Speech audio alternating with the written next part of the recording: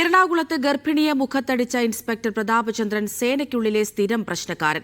പ്രതികളെ സ്റ്റേഷനിൽ മർദ്ദിച്ചുവെന്ന ആരോപണം മുൻപുമുണ്ടായി. സസ്പെൻഷനിലായ SHOയ്ക്കെതിരെ നിയമ നടപടിയുമായി മുന്നോട്ടു പോകുമെന്ന് പരാതിക്കാരി മീഡിയ വണിനോട് പറഞ്ഞു.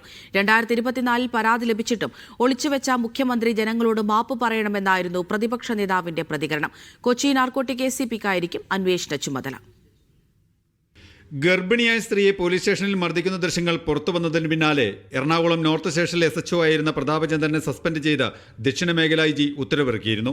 ദൃശ്യങ്ങൾ പുറത്തുവന്ന ശേഷവും അരൂർ ഇൻസ്പെക്ടറായ പ്രതാപചന്ദ്രൻ നടത്തിയ ആരോപണങ്ങൾ കളവാണെന്നും നിയമ നടപടികളുമായി മുന്നോട്ടു പോകുമെന്നും മർദ്ദനമേറ്റ ഷൈമോളും ഭർത്താവ് ബെൻജോയും മീഡിയ വണ്ണിനോട് പറഞ്ഞു. വയറിലൊക്കെ പിടിച്ച് തള്ളുന്നുണ്ട്, നെഞ്ചത്ത് പിടിച്ച് തള്ളുന്നുണ്ട്, മുടിക്കൊത്തിന് പിടിച്ച് വലിക്കുന്നുണ്ട്, മുഖത്തടിക്കുന്നുണ്ട്.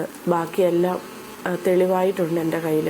അത് ഇന്ന് ഞാൻ കോടതിയിൽ ഹാജരാക്കും. തീർച്ചയായിട്ടും നമ്മളത് കോടതിയെ ധരിപ്പിച്ച് കാര്യങ്ങൾ എല്ലാവരും സത്യസന്ധമായിട്ടുള്ള രീതിയിൽ കാര്യങ്ങൾ അറിയട്ടെ, കോടതി പറയട്ടെ.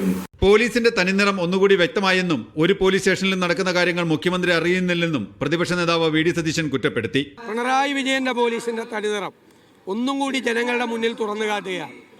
ഇത് 2024 ഈ പരാതി ആഭ്യന്തര വകുപ്പിന്റെ ചുമതലയിലുള്ള മുഖ്യമന്ത്രിയുടെ കയ്യിൽ കിട്ടിയതാണ്.